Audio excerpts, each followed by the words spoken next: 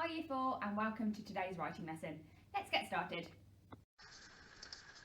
So now we have learned about all the language features we need to include in our letter, we are ready to start writing back to Jack to tell him what we have found out. Remember, he asked us to find out if it was a good idea or not to build houses next to a river. Our key vocabulary for today's lesson is introductory sentence, fronted adverbial, conjunction, that means coordinating and subordinating, exclamation sentence, if-then sentence, and apostrophe of contraction. We looked at these features last week, so now we're going to put into practice what we learnt. And by using all of these features in our writing today, we will be achieving our learning objective, which is to use a variety of sentence structures. So here is the Waggle, the what a good one looks like, that we looked at last week. So it tells us how to set out a letter. It starts with an address in the top right-hand corner, the date underneath, who we are writing to, and then an introductory sentence briefly explaining why we are writing. So we've just looked at the Waggle to help us with our structure, so let's get started. So we have the address in the top right hand corner. I'm writing from school, so I'm going to put the school's address. So I'm going to start here, French, capitals for our French because it's the name of our school, French school. Chestnut Grove, that's where the name of the street.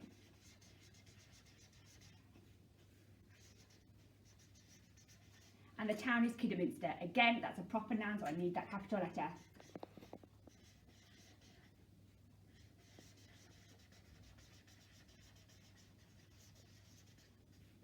Okay, so now we have the date underneath. So I'm just going to put, so leave a line, and it's January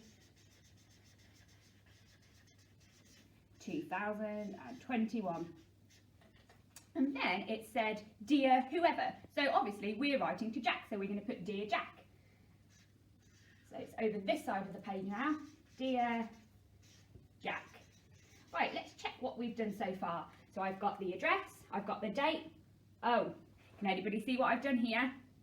That's right, I need a capital letter for Jack because it's his name. So I'm going to get my purple polishing pen. And I'm going to change that into a capital letter. Dear Jack. Then we had an introductory sentence. Why are we writing to him? Well, we're writing to him because he asked us to find out if it was a good idea to build houses next to a river. So I'm going to include that in my brief introductory sentence. So I am writing to you, or I am writing to respond. I'm writing to respond to you about the proposal of building houses next to a river.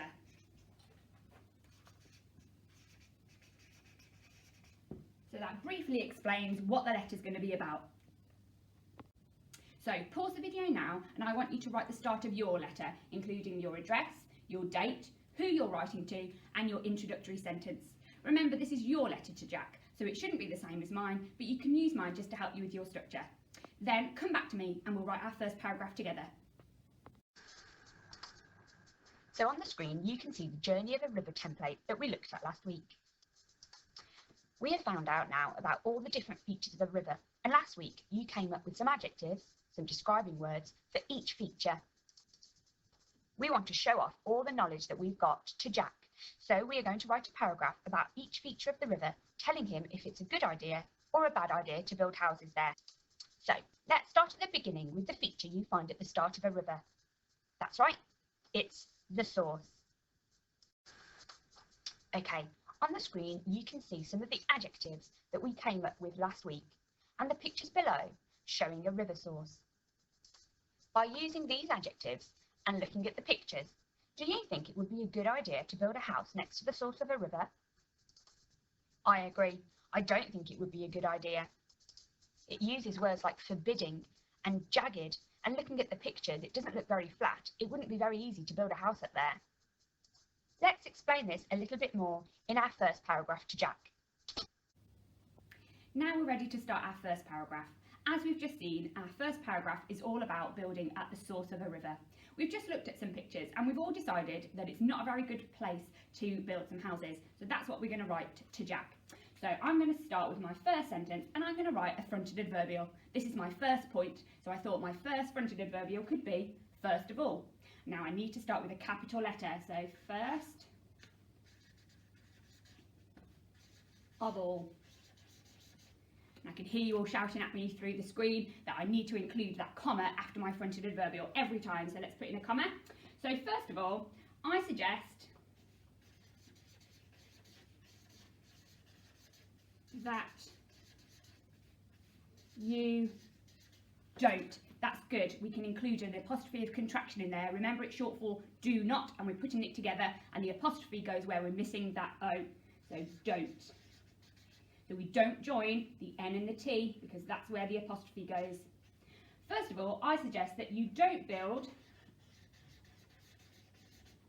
at the source. So that's okay, but let's include a little bit more information. Let's try to extend our sentence. So we're going to put in a conjunction. So because, a subordinating conjunction. And why don't we want to build there?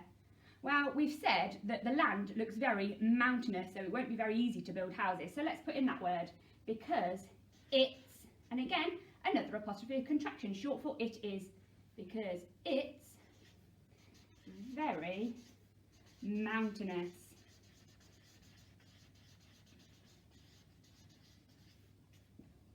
Here. Full stop. That's the end of my first sentence. Some of you beady-eyed people might have spotted that I've used one of our spelling words for this week, mountainous. I have added my suffix OUS to the end of mountain to make it into an adjective. Remember, adding the suffix OUS turns the noun into an adjective, and OUS means full of. So it means here that the land is full of mountains. I remember from last week watching Miss Murphy's video about an if-then sentence. So I'm going to use what she told me in my next sentence. So I'm going to start with if. So I need a capital letter because here's my full stop. So if you build, or if you try to build,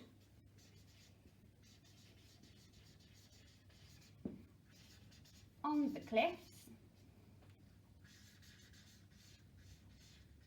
So I'm going to think about what might happen. So if you try to build on the cliffs, I think then your house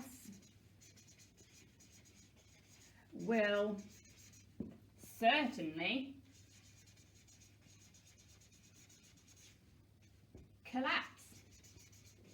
And that's the end of my sentence. And I'm going to put a full stop. So remember, it's really important to check through our sentence after we've written it, just to see if I've made any mistakes. So let's check together.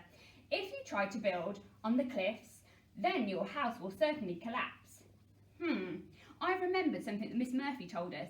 I'm going to say it again. Can you hear where I've missed some punctuation? If you try to build on the cliffs, then your house will certainly collapse. Did you spot it? That's right, I've forgotten my comma after my subordinate clause. If you build on the cliffs, then your house will certainly collapse. I've also looked at this sentence and it's all right, but I think I can make it better. I think I can include an expanded noun phrase to describe my cliffs. The cliffs are the noun. So thinking back at those pictures that we looked at earlier, can I think of some adjectives to describe the cliffs? I could have big, I could have steep.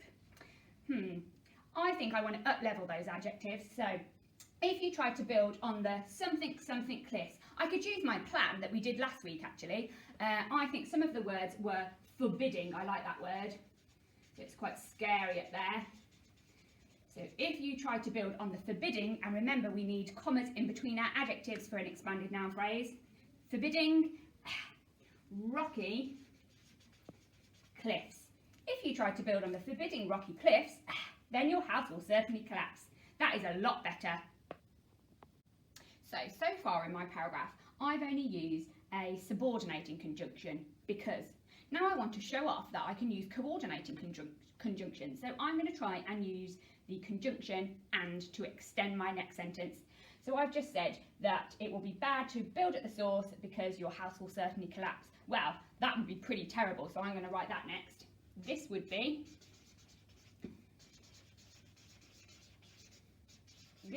terrible.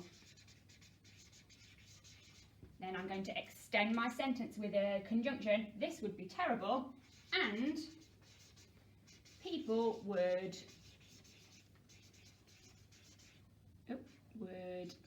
lose their homes.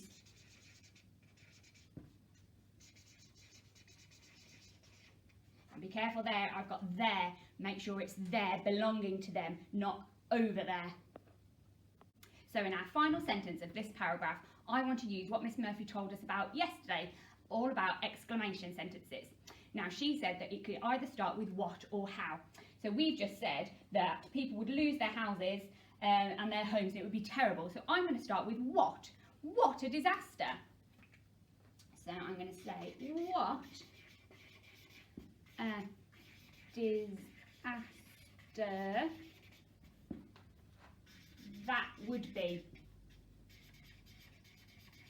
And I'm going to end with my exclamation mark. So, woo! Now, I'm just going to read it all the way through just to see that I haven't made any mistakes. Let's start at the beginning then. I've got, first of all, I suggest that you don't build at the source because it's very mountainous here, full stop. So I've got in there a fronted adverbial followed by a comma. I've got my apostrophe of contraction there, don't, and another one, it's, and I've got because, which is a subordinating conjunction. I'm pretty happy with that sentence. So now let's check my second sentence. I'm thinking back right to the beginning of our English lessons where we had the steps to success. So in that steps to success, we wanted to include an if-then sentence. Well, if you try to build on the forbidding rocky cliffs, then your house will certainly collapse with a full stop. So I've got my if-then sentence, and I've got an expanded noun phrase there. Adjective, adjective, noun. So my third sentence, this would be terrible and people would lose their homes, full stop. In this sentence, I've got my coordinating conjunction there, and, to extend my sentence. And then finally, my fourth sentence is, what a disaster that would be. I've got my what in there and my exclamation mark.